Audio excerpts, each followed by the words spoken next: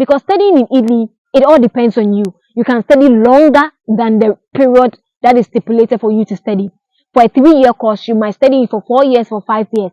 And what you should take note of is the scholarship board is not going to take care of the expenses of the extra periods that you do spend while studying here in Italy.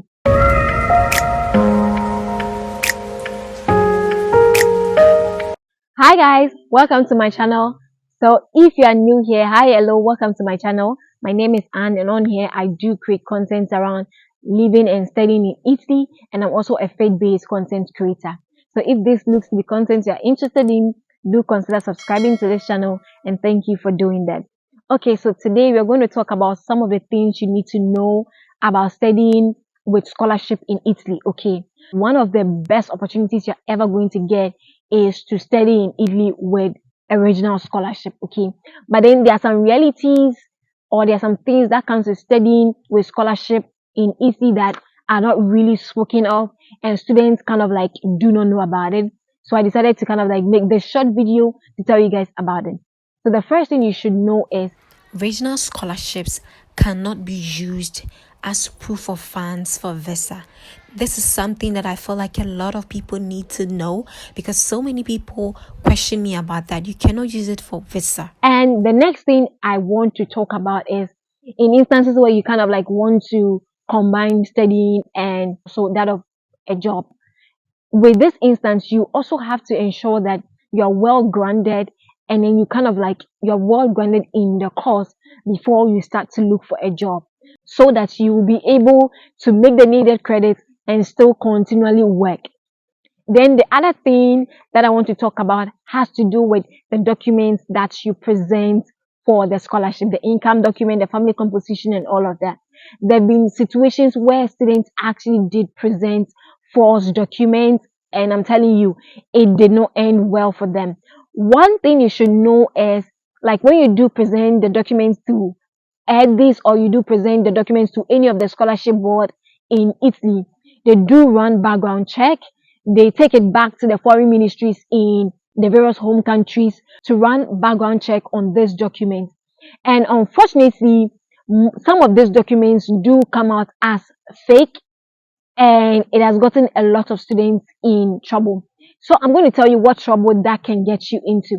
So in instances where you do present a false document for like scholarship application, and then you get awarded a scholarship, if they do find out, you are going to lose the scholarship, and then there are instances where you're going to be forced to pay back the money to the scholarship board. Obviously, they're going to make it in installments, and then you have to pay them back their money. And then one other thing too is they're going to inform the very university where you're studying at. You remember, with the regional scholarship, you get a tuition waiver or probably a tuition reduction. Yes, in instance like that, they're going to alert the university, and then you have to pay your university fees. You would have to pay that. So you guys need to be very careful about that, and ensure that you provide legit documents while applying for this regional scholarship. Because sometimes during the period where the provisional rankings will be released, they might not have finished all their checks. But then when they do finish all their checks, they are going to kind of like blow an alarm on the documents that you did present. Then one other thing too has to do with when you request for the ISEE UP. So if you did request for the ISEE UP with a document which is incomplete, or with a document that is like false, just like I mentioned, or have like, or it has statements that do not kind of like correlate, or it doesn't kind of like make sense to the system, when they do run the checks, they are going to kind of like blow an alarm on that particular document, and they are going to kind of like draw your attention to it. Okay, can you present like additional document? That is one thing you should take note of. The regional board reserve the right to request further documents to support the documents, the family declaration documents that you presented. So ensure that you're on standby to present needed documents, because there are instances where they will require needed documents. And then what you should take note of is, when they kind of like blow an alarm on a particular document that you presented, in the meantime, your scholarship is going to be on hold, okay, until they kind of like finalize things. They kind of like get to know that, oh, that is a real document. They kind of like find out they've done the background checks and all of that in your home country. So you should take note of that. You cannot kind of like rig the system, because there have been an instance where a past students have actually been asked to pay back their regional scholarship, like the benefit that they did get.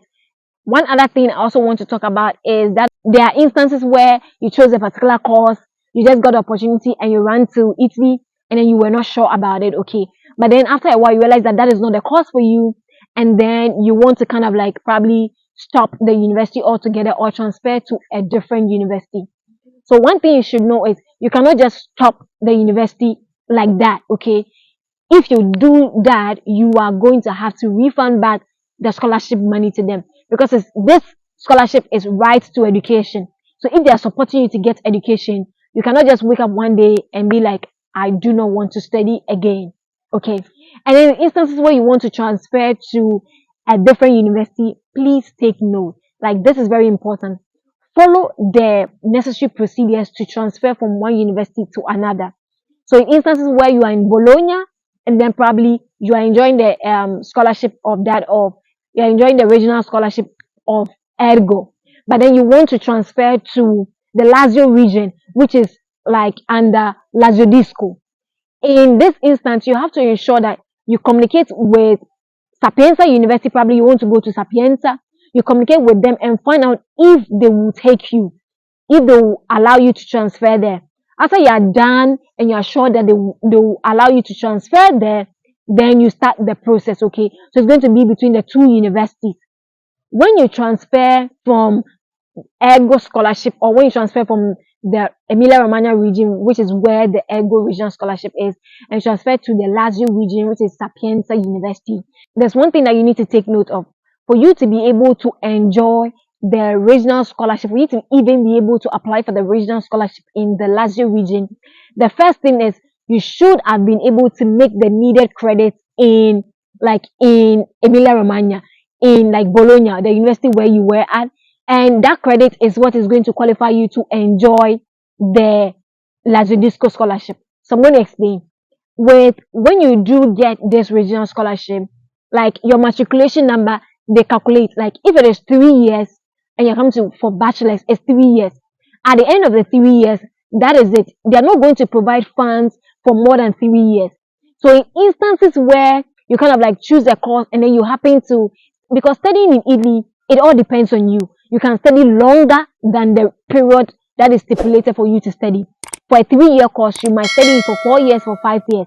And what you should take note of is the scholarship board is not going to take care of the expenses of the extra periods that you do spend while studying here in Italy.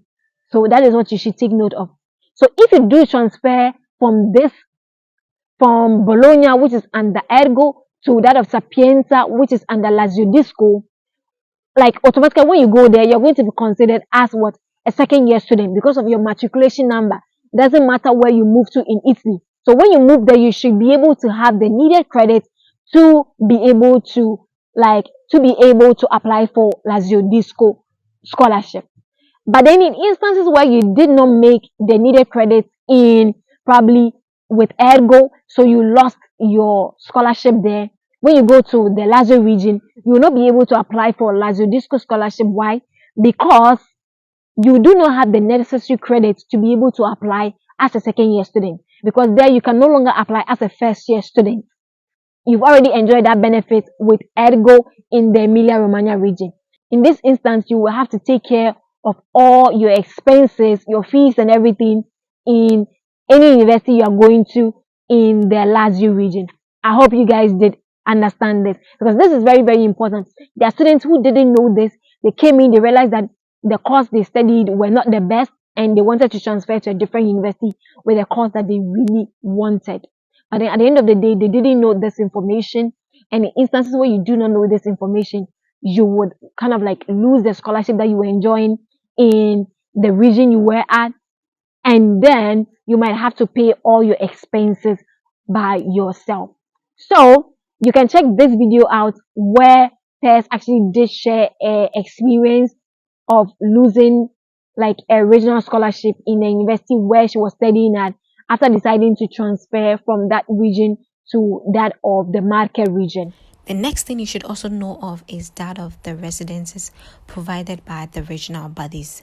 What you should take note of is, aside the money that will be deducted for accommodation, there are some little expenses that you have to pay, because that money cannot cover like totally for accommodation. So because of that, you have to pay some small cost of accommodation for some expenses while living in the regional residences. That is one thing you should also take note of. Truth be told, if you do lose the regional scholarship, no part-time job can actually help you to be able to cater for your expenses here in Italy. It's really that real, and it's actually very, very difficult. So that is all for this video. If you found value in this video, do not forget to like the video, share the content, and also subscribe to the channel. So I will see you in my next video. Bye.